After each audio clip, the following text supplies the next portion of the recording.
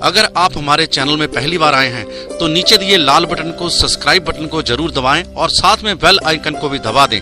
बहुत बहुत धन्यवाद। इनकलाब जिंदाबाद।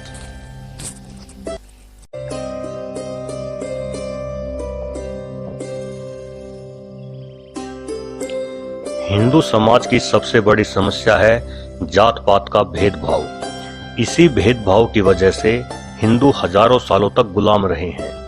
जब हिंदुस्तान पे मुगलों ने हमला किया तो उसका मिलके सामना करने की बजाय हम लोग बंट गए कि जो क्षत्रिय है वो लड़ेगा, जो नीची जाति से है वो बाहर बैठकर तमाशा देखेगा। असल में जिन्हें हम नीची जाति समझते रहे हैं और चमार कह के संबोधित करते हैं और जिन्हें कुछ समय पहले तक हिंदू छूने से भी कतराते थे, असल में वो चंवर वंश के क्षत्रिय हैं। इस बात का खुलासा डॉक्टर विजय सोनकर की एक पुस्तक हिंदू चरम मारी जाति, एक स्वर्णिम गौरवशाली राजवंशीय इतिहास में हुआ है। इस किताब में डॉक्टर विजय सोनकर ने लिखा है कि विदेशी विद्वान कर्नल टोड ने अपनी पुस्तक राजस्थान इतिहास में चंवर वंश के बारे में बहुत विस्तार पूर्वक वर्णन किया है।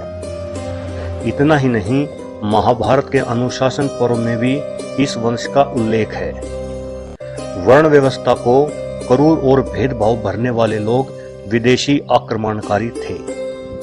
जब भारत पर तुर्कियों का शासन था, उस सदी में इस वंश का शासन भारत के पश्चिमी भाग में था। उस समय उनके प्रतापी राजा चंवर सेन थे। आज के समाज में जिनको चमार बुलाया जाता है, इतिहास में कहीं भी इस जाति का कोई उल्लेख नहीं है। ना ही प्राचीन काल में यह शब्द पाया जाता है और ना ही इस नाम की कोई जाति है। चमार शब्द का उपयोग सबसे पहले सिकंदर लोदी ने किया था।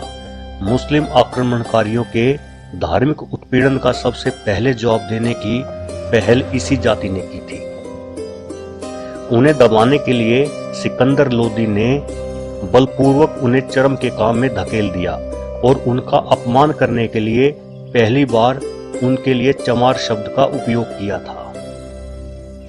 इस जाति के गुरु संत रैदास थे, जिन्होंने सारी दुनिया के सामने मुल्ला सदना फकीर को लड़ाई में हरा दिया था।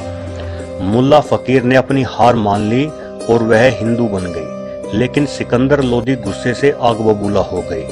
सिकंदर लोदी ने संत रैदास को जेल में डाल दिया, पर जल्द ही चंवर सेन के वीरों ने दिल्ली को चारों ओर से घेर लिया और सिकंदर लोदी को संत रैदास को छोड़ना पड़ा। इस वर्तमान पीढ़ी की विडंबना देखिए कि हम इस महान संत के बलिदान से अनभिज्ञ हैं। कमाल की बात तो यह है कि इतने जुल्म सहने के बाद भी इस वंश के वीर हिंदू ही बने रहे और उन्होंने इस्लाम को नहीं अपनाया। गलती हमारे समाज में है। हम हिंदुओं को अपने से ज्यादा भरोसा वामपंथियों और अंग्रेजी के लेखन पर है। उनके इस झूठ के चलते हमने अपने भाइयों को, अपने दोस्तों को अछूत बना लिया। आज हमारा हिंदू समाज अगर टिका हुआ है तो उसमें बहुत बड़ा बलिदान इस वंश के वीरों का है, जिन्होंने नीचे काम करना स्वीकार किया पर इस्लाम धर्म को नहीं अपनाया। उस समय या तो आप इस्लाम को अपना सकते थे या सिर्फ मौत को गले लगा सकते थे। यह सुनने के बाद अब आपको विश्वास हो जाना चाहिए कि हमारे बीच कोई भी चमार अथवा अछूत नहीं है। हम सब एक जैसे हैं। दोस्तों, जानकारी पसंद आने पर इसे फेसबुक और व्हाट्सएप के जरिए अपने दोस्तों में शेयर करें और मेरे चैनल को सब्सक्राइब जरूर करें। दोस्तों, इनकलाब जिंदाबाद चैनल में आपका स्वागत है। मैं हूं आपका दलवीर सिंह दुसांझ।